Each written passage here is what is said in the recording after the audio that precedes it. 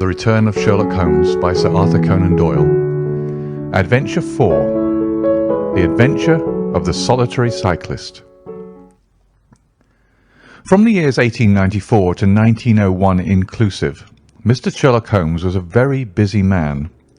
It is safe to say that there was no public case of any difficulty in which he was not consulted during those 8 years, and there were hundreds of private cases, some of them at the most intricate and extraordinary character, in which he played a prominent part.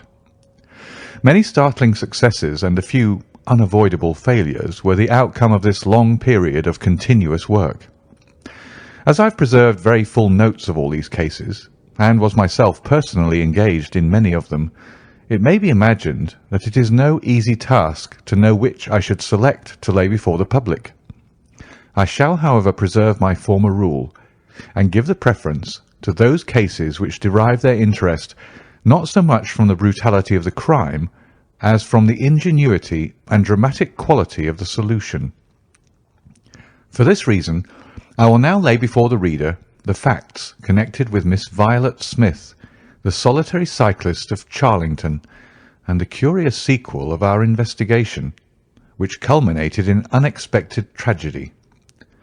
It is true that the circumstance did not admit of any striking illustration of those powers for which my friend was famous, but there were some points about the case which made it stand out in those long records of crime from which I gather the material for these little narratives. On referring to my notebook for the year 1895, I find that it was upon Saturday the 23rd of April that we first heard of Miss Violet Smith. Her visit was, I remember, extremely unwelcome to Holmes, for he was immersed at the moment in a very abstruse and complicated problem concerning the peculiar persecution to which John Vincent Harden, the well-known tobacco millionaire, had been subjected. My friend, who loved above all things precision and concentration of thought, resented anything which distracted his attention from the matter in hand. And yet, without a harshness which was foreign to his nature, it was impossible to refuse to listen to the story of the young and beautiful woman, tall, graceful, and queenly, who presented herself at Baker Street late in the evening and implored his assistance and advice. It was vain to urge that his time was already fully occupied, for the young lady had come with the determination to tell her story, and it was evident that nothing short of force could get her out of the room until she had done so. With a resigned air and a somewhat weary smile, Holmes begged the beautiful intruder to take a seat and to inform us what it was that was troubling her. "At least it cannot be your health," said he, as his keen eyes darted over her. "So ardent a bicyclist must be full of energy." She glanced down in surprise at her own feet, and I observed the slight roughening of the side of the sole caused by the friction of the edge of the pedal. "Yes, I bicycle a good deal, Mr. Holmes, and that has something to do with my visit to you today." My friend took the lady's ungloved hand and examined it with as close an attention and as little sentiment as a scientist would show to a specimen. "You will excuse me, I'm sure. It is my business," said he as he dropped it. "I nearly fell into the error of supposing that you were typewriting. Of course, it is obvious that it is music. You observe the spatulate finger ends, Watson, which is common to both professions. There is a spirituality about the face, however," she gently turned it towards the light, "which the typewriter does not generate. This lady is a musician." "Yes, Mr. Holmes, I teach music." "In the country, I presume, from your complexion?" "Yes, sir, near Farnham, on the borders of Surrey." "A beautiful neighbourhood, and full of the most interesting associations. You remember, Watson, that it was near there that we took Archie Stamford, the forger. Now, Miss Violet, what has happened to you near Farnham, on the borders of Surrey?" The young lady, with great clearness and composure, made the following curious statement. "My father is dead, Mr. Holmes. He was James Smith, who conducted the orchestra at the old Imperial Theatre. My mother and I were left without a relation in the world except one uncle, Ralph Smith, who went to Africa 25 years ago, and we've never had a word from him since. When father died, we were left very poor, but one day we were told that there was an advertisement in the Times inquiring for our whereabouts. You can imagine how excited we were, for we thought that someone had left us a fortune. We went at once to the lawyer whose name was given in the paper. There we met two gentlemen, Mr. Carruthers and Mr. Woodley, who were home on a visit from South Africa. They said that my uncle was a friend of theirs, that he had died some months before in great poverty in Johannesburg, and that he had asked them with his last breath to hunt up his relations and see that they were in no want. It seemed strange to us that Uncle Ralph, who took no notice of us when he was alive, should be so careful to look after us when he was dead. But Mr. Carruthers explained that the reason was that my uncle had just heard of the death of his brother, and so felt responsible for our fate. "Excuse me," said Holmes. "When was this interview?" "Last December, 4 months ago." "Pray proceed." "Mr. Woodley seemed to me to be a most odious person. He was for ever making eyes at me, a coarse, puffy-faced, red-moustached young man with his hair plastered down on each side of his forehead. I thought that he was perfectly hateful, and I was sure that Cyril would not wish me to know such a person." "Oh, Cyril is his name?" said Holmes, smiling. The young lady blushed and laughed. "Yes, Mr. Holmes, Cyril Morton, an electrical engineer, and we hope to be married at the end of the summer. Dear me, how did I get talking about him? What I wished to say was that Mr. Woodley was perfectly odious, but that Mr. Carruthers, who was a much older man, was more agreeable. He was a dark, sallow, clean-shaven, silent person, but he had polite manners and a pleasant smile. He inquired how we were left, and on finding that we were very poor, he suggested that I should come and teach music to his only daughter, aged 10. I said that I did not like to leave my mother, on which he suggested that I should go home to her every week-end, and he offered me 100 a year, which was certainly splendid pay. So it ended by my accepting, and I went down to Chiltern Grange, about 6 miles from Farnham. Mr. Carruthers was a widower, but he had engaged a lady housekeeper, a very respectable, elderly person called Mrs. Dixon, to look after his establishment. The child was a dear, and everything promised well. Mr. Carruthers was very kind and very musical, and we had most pleasant evenings together. Every week-end I went home to my mother in town. The first flaw in my happiness was the arrival of the red-moustached Mr. Woodley. He came for a visit of a week, and oh, it seemed 3 months to me. He was a dreadful person, a bully to everyone else, but to me something infinitely worse. He made odious love to me, boasted of his wealth, said that if I married him I could have the finest diamonds in London, and finally, when I would have nothing to do with him, he seized me in his arms one day after dinner — he was hideously strong — and swore that he would not let me go until I had kissed him. Mr. Carruthers came in and tore him from me, on which he turned upon his own host, knocking him down and cutting his face open. That was the end of his visit, as you can imagine. Mr. Carruthers apologized to me next day, and assured me that I should never be exposed to such an insult again. I have not seen Mr. Woodley since. And now, Mr. Holmes, I come at last to the special thing which has caused me to ask your advice today. You must know that every Saturday afternoon I ride on my bicycle to Farnham station in order to get the 12:22 to town. The road from Chiltern Grange is a lonely one, and at one spot it is particularly so, for it lies for over a mile between Charlington Heath upon one side and the woods which lie around Charlington Hall upon the other. You could not find a more lonely tract of road anywhere, and it is quite rare to meet so much as a cart or a peasant until you reach the high road near Crooksbury Hill. 2 weeks ago I was passing this place when I chanced to look over my shoulder, and about 200 yards behind me I saw a man, also on a bicycle. He seemed to be a middle-aged man with a short dark beard. I looked back before I reached Farnham, but the man was gone, so I thought no more about it. But you can imagine how surprised I was, Mr. Holmes, when on my return on the Monday I saw the same man on the same stretch of road. My astonishment was increased when the incident occurred again, exactly as before on the following Saturday and Monday. He always kept his distance, and he did not molest me in any way, but still it certainly was very odd.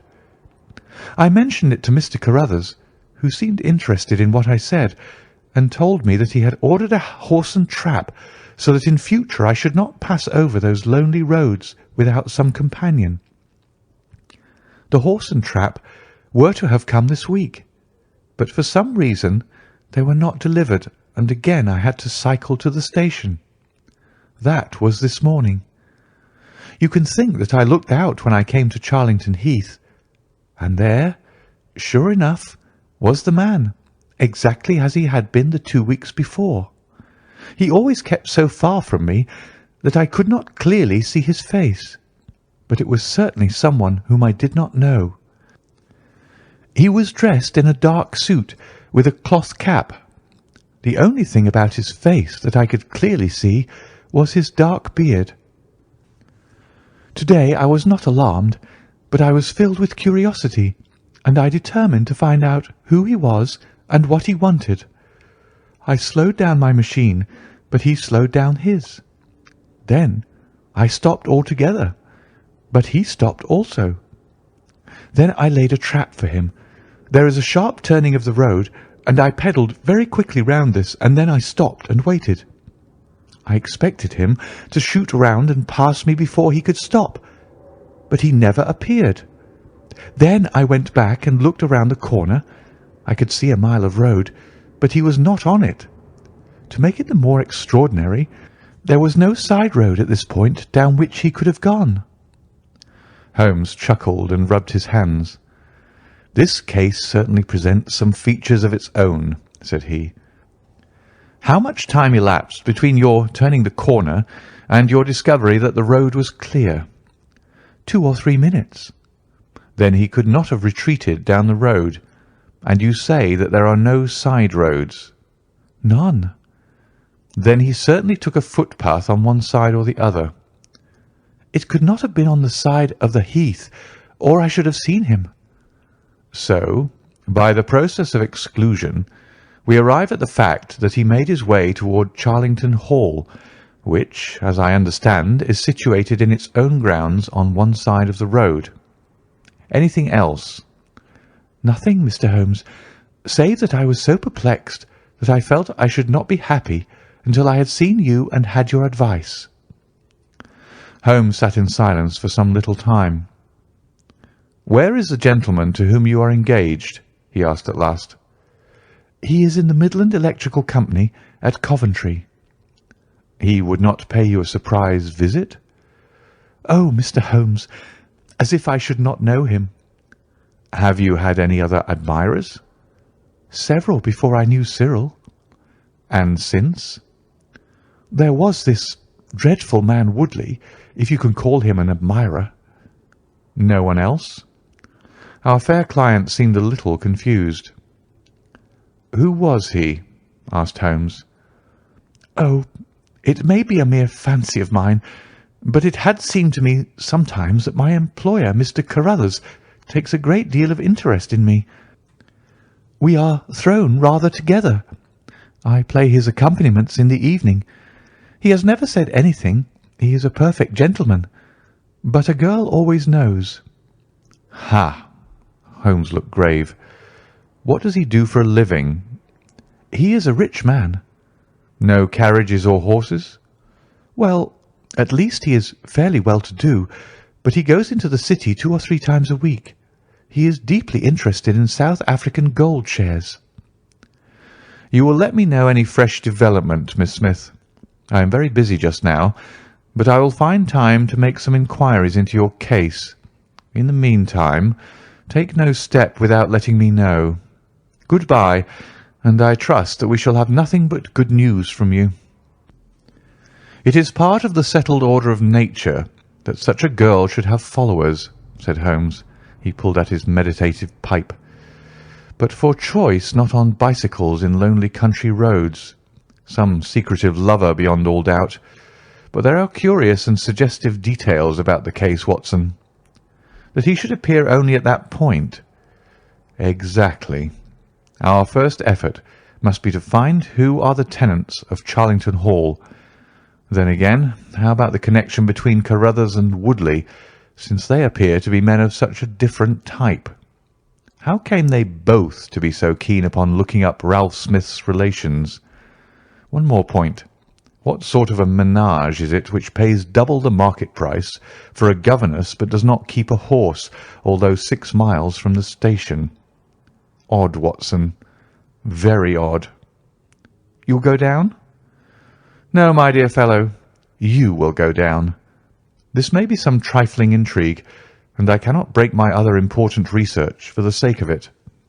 On Monday you will arrive early at Farnham. You will conceal yourself near Charlington Heath. You will observe these facts for yourself, and act as your own judgment advises. Then, having inquired as to the occupants of the hall, you will come back to me and report.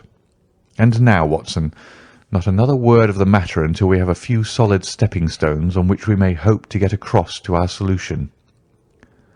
We had ascertained from the lady that she went down upon the Monday by the train which leaves Waterloo at 9:50. So I started early and caught the 9:13. At Farnham station I had no difficulty in being directed to Charlington Heath. It was impossible to mistake the scene of the young lady's adventure, for the road runs between the open heath on one side and an old yew hedge upon the other, surrounding a park which is studded with magnificent trees. There was a main gateway of a lichen-studded stone, each side pillar surmounted by mouldering heraldic emblems, but besides this central carriage drive I observed several points where there were gaps in the hedge and paths leading through them. The house was invisible from the road, but the surroundings all spoke of gloom and decay. The heath was covered with golden patches of flowering gorse, gleaming magnificently in the light of the bright spring sunshine. Behind one of these clumps I took up my position so as to command both the gateway of the hall and a long stretch of the road upon either side. It had been deserted when I left it, but now I saw a cyclist riding down it from the opposite direction to that in which I had come. He was clad in a dark suit, and I saw that he had a black beard. On reaching the end of the Charlington grounds, he sprang from his machine and led it through a gap in the hedge, disappearing from my view. A quarter of an hour passed, and then a second cyclist appeared. This time it was the young lady coming from the station. I saw her look about her as she came to the Charlington hedge. An instant later, the man emerged from his hiding place, sprang upon his cycle, and followed her. In all the broad landscape, those were the only moving figures, the graceful girl sitting very straight upon her machine, and the man behind her bending low over his handlebar with a curiously furtive suggestion in every movement. She looked back at him and slowed her pace. He slowed also. She stopped. He at once stopped too, keeping 200 yards behind her. Her next movement was as unexpected as it was spirited. She suddenly whisked her wheels round and dashed straight at him. He was as quick as she, however, and darted off in desperate flight. Presently she came back up the road again, her head haughtily in the air, not deigning to take any further notice of her silent attendant. He had turned also, and still kept his distance until the curve of the road hid them from my sight. I remained in my hiding place, and it was well that I did so, for presently the man reappeared, cycling slowly back. He turned in at the hall gates and dismounted from his machine. For some minutes I could see him standing among the trees. His hands were raised, and he seemed to be settling his necktie. Then he mounted his cycle and rode away from me down the drive towards the hall. I ran across the heath and peered through the trees. Far away I could catch glimpses of the old grey building with its bristling Tudor chimneys, but the drive ran through a dense shrubbery, and I saw no more of my man. However, it seemed to me that I had done a fairly good morning's work, and I walked back in high spirits to Farnham. The local house agent could tell me nothing about Charlington Hall, and referred me to a well-known firm in Pall Mall. There I halted on my way home, and met with courtesy from the representative. No, I could not have Charlington Hall for the summer. I was just too late. It had been let about a month ago. Mr. Williamson was the name of the tenant. He was a respectable elderly gentleman.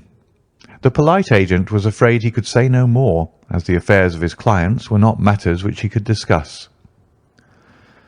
Mr. Sherlock Holmes listened with attention to the long report which I was able to present to him that evening, but it did not elicit that word of curt praise which I had hoped for and should have valued. On the contrary, his austere face was even more severe than usual as he commented upon the things that I had done and the things that I had not. "Your hiding-place, my dear Watson, was very faulty. You should have been behind the hedge. Then you would have had a close view of this interesting person. As it is, you were some hundreds of yards away and can tell me even less than Miss Smith. She thinks she does not know the man. I am convinced she does.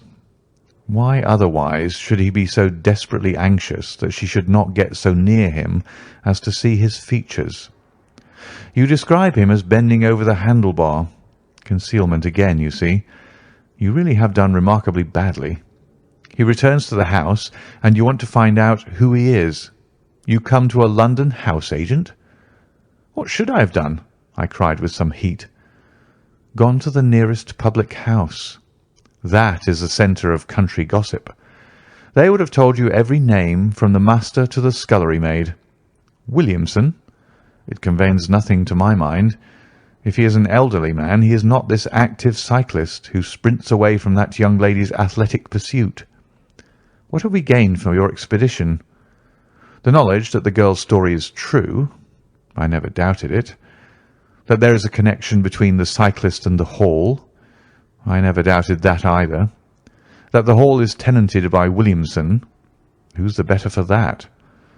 Well, well, my dear sir, don't look so depressed. We can do little more until next Saturday, and in the meantime I may make one or two inquiries myself." Next morning we had a note from Miss Smith recounting shortly and accurately the very incidents which I had seen, but the pith of the letter lay in the postscript. "I am sure that you will respect my confidence, Mr. Holmes, when I tell you that my place here has become difficult, owing to the fact that my employer has proposed marriage to me. I am convinced that his feelings are most deep and most honourable. At the same time, my promise is of course given. He took my refusal very seriously, but also very gently. You can understand, however, that the situation is a little strained." "Our young friend seems to be getting into deep waters," said Holmes thoughtfully as he finished the letter. "The case certainly presents more features of interest and more possibility of development than I had originally thought. I should be none the worse for a quiet, peaceful day in the country, and I am inclined to run down this afternoon and test one or two theories which I have formed." Holmes's quiet day in the country had a singular termination, for he arrived at Baker Street late in the evening with a cut lip and a discoloured lump upon his forehead, besides a general air of dissipation which would have made his own person the fitting object of a Scotland Yard investigation. He was immensely tickled by his own adventures, and laughed heartily as he recounted them. "I get so little active exercise that it is always a treat," said he. "You are aware that I have some proficiency in the good old British sport of boxing. Occasionally it is of service. Today, for example, I should have come to very ignominious grief without it. I begged him to tell me what had occurred. I found that country pub which I had already recommended to your notice, and there I made my discreet inquiries. I was in the bar, and the garrulous landlord was giving me all that I wanted. Williamson is a white-bearded man, and he lives alone, with a small staff of servants, at the Hall. There is some rumour that he is, or has been, a clergyman, but one or two incidents of his short residence at the Hall struck me as peculiarly unecclesiastical. I have already made some inquiries at a clerical agency, and they tell me that there was a man of that name in orders, whose career has been a singularly dark one. The landlord further informed me that there are usually week-end visitors, a warm lot, sir, at the Hall, and especially one gentleman with a red moustache, Mr. Woodley by name, who was always there. We had got as far as this when who should walk in but the gentleman himself, who had been drinking his beer in the tap-room, and had heard the whole conversation. Who was I? What did I want? What did I mean by asking questions? He had a fine flow of language, and his adjectives were very vigorous. He ended a string of abuse by a vicious backhander which I failed to entirely avoid. The next few minutes were delicious. It was a straight left against a slogging ruffian. I emerged as you see me. Mr. Woodley went home in a cart. So ended my country trip, and it must be confessed that, however enjoyable, my day on the Surrey border has not been much more profitable than your own. The Thursday brought us another letter from our client. "You will not be surprised, Mr. Holmes," said she, "to hear that I am leaving Mr. Carruthers' employment. Even the high pay cannot reconcile me to the discomforts of my situation.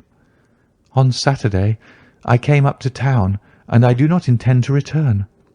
Mr. Carruthers has got a trap, and so the dangers of the lonely road, if there were any dangers, are now over. As to the special cause of my leaving, it is not merely the strained situation with Mr. Carruthers, but it is the reappearance of that odious man, Mr. Woodley. He was always hideous, but he looks more awful than ever now, for he appears to have had an accident, and he is much disfigured. I saw him out of the window, but I am glad to say that I did not meet him. He had a long talk with Mr. Carruthers, who seemed much excited afterwards. Woodley must be staying in the neighbourhood, for he did not sleep here, and yet I caught a glimpse of him again this morning, slinking about in the shrubbery. I would sooner have a savage, wild animal loose about the place. I loathe and fear him more than I can say. How can Mr. Carruthers endure such a creature for a moment? However, all my troubles will be over on Saturday." "So I trust, Watson, so I trust," said Holmes gravely. "There is some deep intrigue going on round that little woman, and it is our duty to see that no one molests her upon that last journey. I think, Watson, that we must spare time to run down together on Saturday morning and make sure that this curious and inclusive investigation has no untoward ending." I confess that I had not up to now taken a very serious view of the case, which had seemed to me rather grotesque and bizarre than dangerous. That a man should lie in wait for and follow a very handsome woman is no unheard of thing, and if he has so little audacity that he had not only dared not address her, but even fled from her approach, he was not a very formidable assailant. The ruffian Woodley was a very different person, but, except on one occasion, he had not molested our client, and now he visited the house of Carruthers without intruding upon her presence. The man on the bicycle was doubtless a member of those week-end parties at the Hall of which the publican had spoken, but who he was, or what he wanted, was as obscure as ever. It was the severity of Holmes's manner, and the fact that he slipped a revolver into his pocket before leaving our rooms, which impressed me with the feeling that tragedy might prove to lurk behind this curious train of events. A rainy night had been followed by a glorious morning, and the heath-covered countryside, with the glowing clumps of flowering gorse, seemed all the more beautiful to eyes which were weary of the duns and drabs and slate-greys of London. Holmes and I walked along the broad sandy road, inhaling the fresh morning air, and rejoicing in the music of the birds and the fresh breath of the spring. From a rise of the road on the shoulder of Crooksbury Hill, we could see the grim hall bristling out from amidst the ancient oaks, which, old as they were still younger than the building which they surrounded. Holmes pointed down the long tract of road which wound a reddish-yellow band between the brown of the heath and the budding green of the woods. Far away, a black dot, we could see a vehicle moving in our direction. Holmes gave an exclamation of impatience. "I have given a margin of half an hour," said he. "If that is her trap, she must be making for the earlier train. I fear, Watson, that she will be past Charlington before we can possibly meet her." From the instant that we passed the rise, we could no longer see the vehicle, but we hastened onward at such a pace that my sedentary life began to tell upon me, and I was compelled to fall behind. Holmes, however, was always in training, for he had inexhaustible stores of nervous energy upon which to draw. His springy step never slowed until suddenly, when he was 100 yards in front of me, he halted, and I saw him throw up his hand with a gesture of grief and despair. At the same instant, an empty dog-cart, the horse cantering, the reins trailing, appeared round the curve of the road and rattled swiftly towards us. "Too late, Watson, too late!" cried Holmes, as I ran panting to his side. "Fool that I was not to allow for that earlier train! It's abduction, Watson, abduction, murder, heaven knows what! Block the road, stop the horse. That's right. Now jump in and let us see if I can repair the consequence of my own blunder." We had sprung into the dog-cart, and Holmes, after turning the horse, gave it a sharp cut with the whip, and we flew back along the road. As we turned the curve, the whole stretch of road between the hall and the heath was opened up. I grasped Holmes's arm. "That's the man!" I gasped. A solitary cyclist was coming towards us. His head was down and his shoulders rounded, as he put every ounce of energy that he possessed onto the pedals. He was flying like a racer. Suddenly he raised his bearded face, saw us close to him, and pulled up, springing from his machine. That coal-black beard was in singular contrast to eyes were as bright as if he had a fever. He stared at us and at the dog-cart. Then a look of amazement came over his face. "Hello! Stop there!" he shouted, holding his bicycle to block our road. "Where did you get that dog-cart? Pull up, man!" he yelled, drawing a pistol from his side. "Pull up, I say, or by George, I'll put a bullet into your horse." Holmes threw the reins into my lap and sprang down from the cart. "You're the man we want to see. Where is Miss Violet Smith?" he said in his quick, clear way. "That's what I'm asking you. You're in her dog-cart.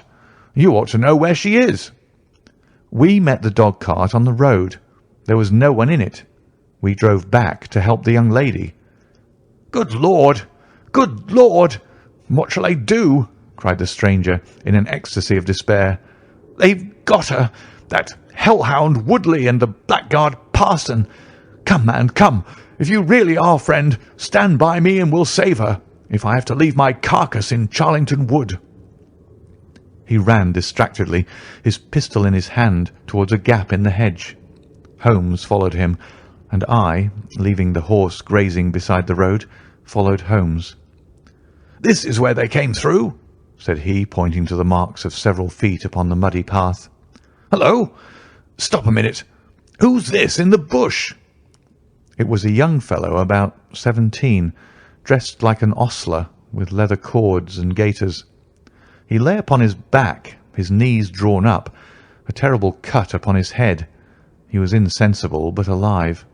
A glance at his wound told me that it had not penetrated the bone. "That's Peter the groom," cried the stranger. "He drove her. The beasts have pulled him off and clubbed him. Let him lie. We can't do him any good, but we may save her from that worst fate that can befall a woman." He ran frantically down the path, which wound among the trees. We had reached the shrubbery which surrounded the house when Holmes pulled up. "They didn't go to the house. Here are their marks on the left, here beside the laurel bushes. Ah, I said so." As he spoke, a woman's shrill scream, a scream which vibrated with a frenzy of horror, burst from the thick green clump of bushes in front of us. It ended suddenly on its highest note with a choke and a gurgle. "This way! This way! They're in the bowling alley!" cried the stranger, darting through the bushes. "Ah, the cowardly dogs! Follow me, gentlemen! Too late! Too late! By the living Jingo!" We had broken suddenly into a lovely glade of greensward, surrounded by ancient trees. On the farther side of it, under the shadow of a mighty oak, there stood a singular group of 3 people. One was a woman, our client, drooping and faint, a handkerchief round her mouth. Opposite her stood a brutal, heavy-faced, red-moustached young man, his gaitered legs parted wide, one arm akimbo, the other waving a riding crop, his whole attitude suggestive of triumphant bravado. Between them, an elderly, grey-bearded man, wearing a short surplice over a light tweed suit, had evidently just completed the wedding service, for he pocketed his prayer-book as we appeared and slapped the sinister bridegroom upon the back in jovial congratulation. "They're married," I gasped. "Come on!" cried our guide. "Come on!" He rushed across the glade, Holmes and I at his heels. As we approached, the lady staggered against the trunk of the tree for support. Williamson, the ex-clergyman, bowed to us with mock politeness, and the bully Woodley advanced with a shout of brutal and exultant laughter. "You can take your beard off, Bob," said he. "I know you right enough. Well, you and your pals have just come in time for me to be able to introduce you to Mrs. Woodley." Our guide's answer was a singular one. He snatched off the dark beard which had disguised him and threw it on the ground, disclosing a long, sallow, clean-shaven face below it. Then he raised his revolver and covered the young ruffian who was advancing upon him with his dangerous riding crop swinging in his hand. "Yes," said our ally, "I am Bob Carruthers, and I'll see this woman righted if I had to swing for it. I told you what I'd do if you molested her, and by the Lord I'll be as good as my word." "You're too late. She's my wife." "No, she's your widow." His revolver cracked, and I saw the blood spurt from the front of Woodley's waistcoat. He spun round with a scream and fell upon his back, his hideous red face turning suddenly to a dreadful mottled pallor. The old man, still clad in his surplice, burst into such a string of foul oaths as I have never heard, and pulled out a revolver of his own. But before he could raise it, he was looking down the barrel of Holmes's weapon. "Enough of this," said my friend coldly. "Drop that pistol. Watson, pick it up. Hold it to his head. Thank you. You, Carruthers, give me that revolver. We'll have no more violence. Come, hand it over." "Who are you, then?" "My name's Sherlock Holmes." "Good Lord!" "You've heard of me, I see. I will represent the official police until their arrival. Here, you," he shouted to a frightened groom who had appeared at the edge of the glade. "Come here. Take this note as hard as you can ride to Farnham." He scribbled a few words upon a leaf from his notebook. "Give it to the superintendent at the police station. Until he comes, I must detain you all under my personal custody." The strong, masterful personality of Holmes dominated the tragic scene, and all were equally puppets in his hands. Williamson and Carruthers found themselves carrying the wounded Woodley into the house, and I gave my arm to the frightened girl. The injured man was laid on his bed, and at Holmes's request I examined him. I carried my report to where he sat in the old tapestry-hung dining-room with his 2 prisoners before him. "He will live," said I. "What?" cried Carruthers, springing out of his chair. "I'll go upstairs and finish him first. Do you tell me that that angel is to be tied to Roaring Jack Woodley for life?" "You need not concern yourself about that," said Holmes. "There are two very good reasons why she should, under no circumstances, be his wife. In the first place, we are very safe in questioning Mr. Williamson's right to solemnize a marriage." "I have been ordained," cried the old rascal. "And also unfrocked." "Once a clergyman, always a clergyman." "I think not. How about the licence?" "We had a licence for the marriage. I have it here in my pocket." "Then you got it by trick. But in any case, a forced marriage is no marriage, but it is a very serious felony, as you will discover before you have finished. You'll have time to think the point out during the next 10 years or so, unless I'm mistaken. As to you, Carruthers, you would have done better to keep your pistol in your pocket." "I begin to think so, Mr. Holmes.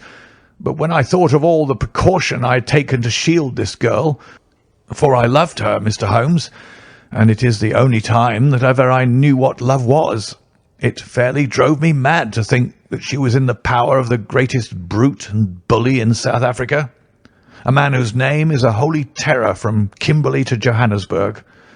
Why, Mr. Holmes, you will hardly believe it, but ever since that girl has been in my employment, I never once let her go past this house, where I knew the rascals were lurking, without following her on my bicycle, just to see that she came to no harm. I kept my distance from her, and I wore a beard so that she should not recognize me, for she is a good and high-spirited girl, and she wouldn't have stayed in my employment long if she had thought that I was following her about the country roads." "Why didn't you tell her of her danger?" "Because then, again, she would have left me, and I couldn't bear to face that. Even if she couldn't love me, it was a great deal to me just to see her dainty form about the house, and to hear the sound of her voice." "Well," said I, "you call that love, Mr. Carruthers, but I should call it selfishness." "Maybe the two things go together. Anyhow, I couldn't let her go. Besides, with this crowd about, it was well that she should have someone near to look after her. Then, when the cable came, I knew they were bound to make a move." "What cable?" Carruthers took a telegram from his pocket. "That's it," said he. It was short and concise. "The old man is dead." Said Holmes. "I think I see how things worked, and I can understand how this message would, as you say, bring them to a head. But while you wait, you might tell me what you can."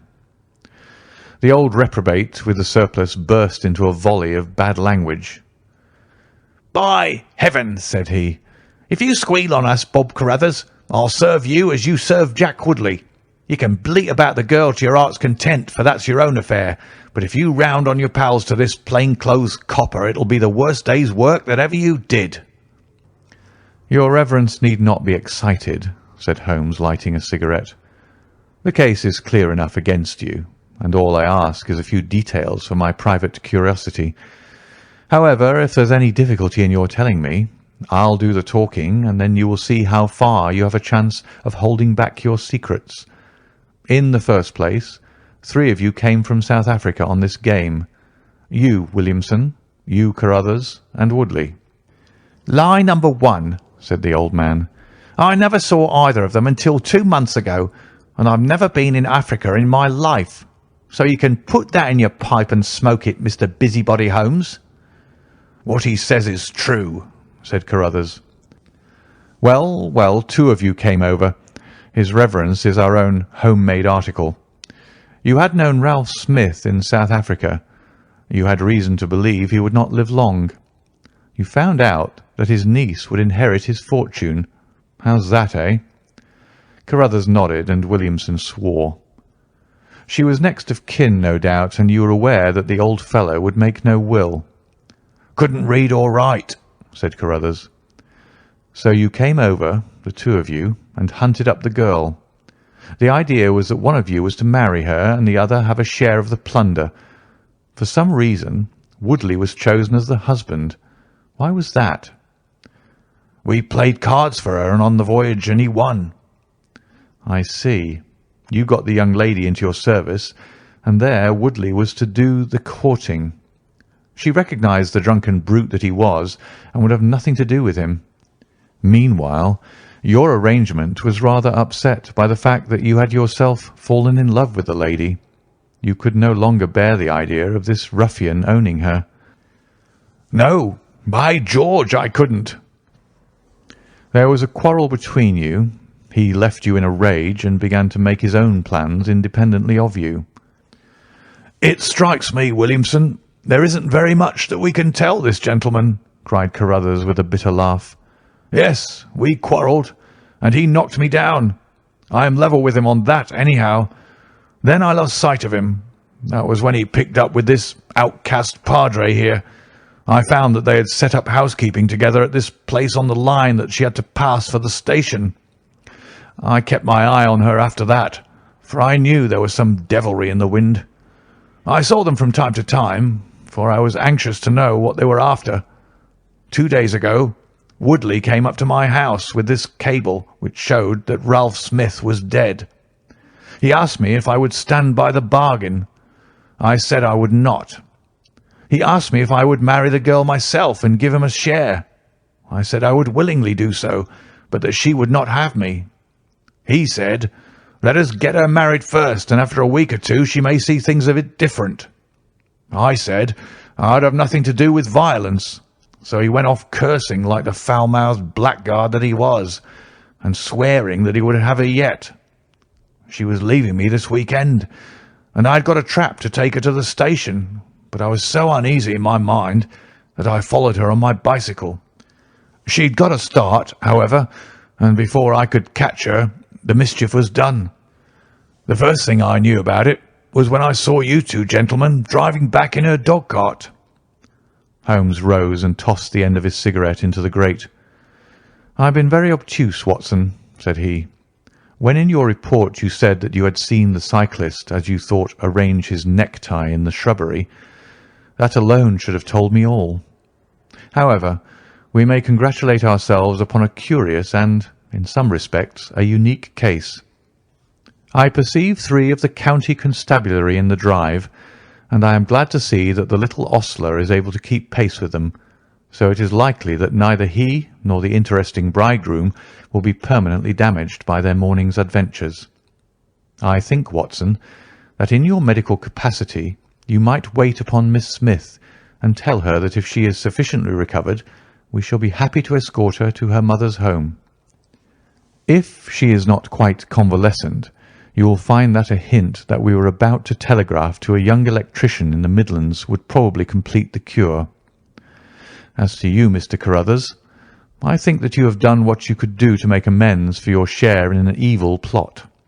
There is my card, sir, and if my evidence can be of help in your trial, it shall be at your disposal. In the whirl of our incessant activity, it has often been difficult for me, as the reader has probably observed, to round off my narratives and to give those final details which the curious might expect. Each case has been the prelude to another, and the crisis once over, the actors have passed for ever out of our busy lives. I find, however, a short note at the end of my manuscript dealing with this case, in which I have put it upon record that Miss Violet Smith did indeed inherit a large fortune, and that she is now the wife of Cyril Morton, the senior partner of Morton and Kennedy, the famous Westminster electricians. Williamson and Woodley were both tried for abduction and assault, the former getting 7 years, the latter 10. Of the fate of Carruthers I have no record, but I am sure that his assault was not viewed very gravely by the court, since Woodley had the reputation of being a most dangerous ruffian, and I think that a few months were sufficient to satisfy the demands of justice. End of The Adventure of the Solitary Cyclist.